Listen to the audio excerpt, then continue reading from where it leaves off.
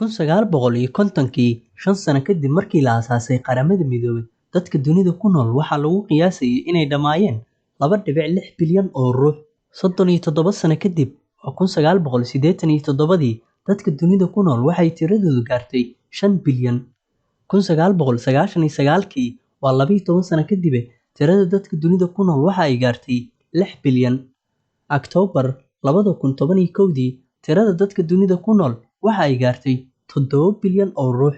Kobaca dadka dunida ku nool waa mid sii kordhaya marba marka ka sii dambeysa, waxaana la filayaa 2 bilyan oo hor Allah inay ku siyaadaan 30 sano soo socota.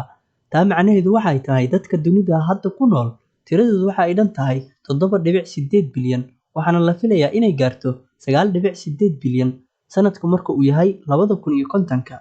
2100kana, tirada dadku waxa ay gaari doontaa 11 bilyan oo ruux. Kobacan xawliga ku socda ayaa loo sababeynayaa dadkii oo soo gaaraya xilligii ay wax dhali lahaayeen, iyaga oo kasoo badbaaday dagaalada, abaaraha iyo cudurrada. Magaalooyinka oo aad u sii ballaaranaya iyo hajiritaanku qayb weyn ka qaadanaya. Waagii hore, dadka waxaa layn jiray abaaro aad u daran. Qarnigii 20aad, dad ka badan 25 milyan ayay abaartu ka laysay wadamada India, Midowga Soviet iyo China. Taasi waxaa sii dheereed cudurro ay dadku garanayn dawadiisa. Cudurkii ugu darnaa wuxuu ahaa The Black Death, kaasoo u dhacay bartamihii qarnigii 14aad. Furuqan wuxuu ku faafay Yurub, Afrika iyo Aasiya, waxaana u dhimatay 75 ilaa 200 milyan oo ruux. Asalkiisana wuxuu ka yimid qaaradda Aasiya, fiditaankiisana waxaa qayb weyn ka qaatay boodada iyo dooliga oo ku noolaa doonyaha iyo maraakiibta ganacsi ee u kala safrayay saddexdan qaarad. Waxaa kaloo jiray dagaallo aad u bannaa oo soo maray dunida. Kii ugu darnaa wuxuu ahaa midkii reer Yurub, dagaalkii labaad adduunka, oo soconaya 6 sano oo xiriir ah, farahana ay isku saareen 30 dowladood oo 6 qaarad ka kala yimid, iyaga oo markaa u kala saftay 2 kooxood. Dagaalka waxaa ku naf waayay in ka badan 70 milyan oo ruux, badankooduna ay ahaayeen shacab aan waxba galabsan. Waayo hubka la isku adeegsanayo wuxuu ahaa mid ka baxsanaa bini'aadanimada, oo waxaa la isku adeegsaday hub maanta dunida mamnuuc ka ah, sida nuclear-ka iyo kiimikaalka wax disha. Hindiya iyo China waa labada wadan ugu dadka badan dunida. 61% dadka dunida ku nool waxa ay ku nool yihiin Aasiya, oo u dhiganta 4.7 bilyan. 17% waxa ay ku nool yihiin Afrika, oo u dhiganta 1.3 bilyan. 10% waxa ay ku nool yihiin Yurub, oo u dhiganta 750 milyan. 8% waxa ay ku nool yihiin Latin America iyo wadamada Caribbean-ka, oo u dhiganta 650 milyan. Inta soo hartayna waa 5% waxa ay ku nool yihiin North America, oo 370 milyan ah, iyo Oceania oo ay ku nool yihiin 43 milyan oo ruux.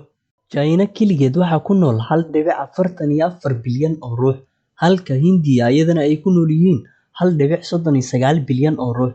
Labadan wadan waxay ahaan doonaan wadamada ugu dadka badan adduunka muddo fog ama weligoodba, waayo wadanka ugu soo dhow waa wadanka Mareykanka, ama si kale aan u dhahay wadanka saddexaad ugu dadka badan waa Mareykanka, oo dadka ku nool tiradoodu yihiin 332 milyan. Sida aragnaba, midkiiba 4 jeer ayuu ku jubaarmaa.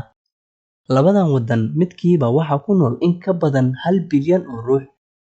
Waa bilyan oo ba ka bilaabanaysa. Waa bilyan maaha milyan. Waxaan ka hadlayo waa hal wadata 9 eberaad. 19% dadka dunida ku nool waxa ay ku nool yihiin China, halka 18% ay ku nool yihiin Hindiya. Sanadku markuu noqdo 2027, waxaa la filayaa in Hindiya hoggaanka kala wareegto China, oo ay sidaa ku noqoto wadanka ugu dadka badan dunida. Taasina waxaa keenaysa halka China-hu dhimayo 2.2% population-ka ku nool dalkiisa, Hindiyana aysan taa ku baraarugsanayn. Kobaca dadka ku nool Afrika ayaa noqonaya mid xawli ku socda.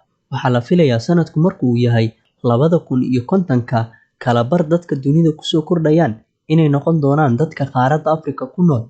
Kobaca dadka ku nool Afrika ayaa la filayaa inuu 2 jibaar noqdo sanadku marka uu yahay 2050. Wadamada ugu dadka badan Afrika ayaa kala ah Nigeria oo ah waddanka ugu dadka badan Afrika waxaa ku nool 206 milyan oo ruux, halka Itoobiya oo ah waddanka labaad ugu dadka badan Afrika ay ku nool yihiin 114 milyan oo ruux. Masar ayaa ah waddanka saddexaad ugu dadka badan Afrika waxaana ku nool 102 milyan oo ruux. Soo yaraanshaha dadka Yurub ku nool 55 waddan oo u badan wadamada reer Yurub ayaa qorshahoodu yahay inay yareeyaan dadka ku nool wadamadooda sanadka markuu gaaro 2050. 26 ka mid ah wadamadan ayaa doonayaan inay hoos u dhigaan population-kooda 15 boqolkiiba. Wadamadaas waxaa ka mid ah Bosnia, Bulgaria, Croatia, Hungary, Japan, Latvia, Lithuania, Republic of Moldova, Romania, Serbia iyo Ukraine. Qaar ka mid ah wadamada reer Yurub ayaa dhalmadu ka hooseysaa halkii aasaasiga ahayd oo ah qoyskiiba in ka yar 2 ilmo inuu haysto. Macnaha jiilkii bedeli lahaa ayaa diyaar noqon doonin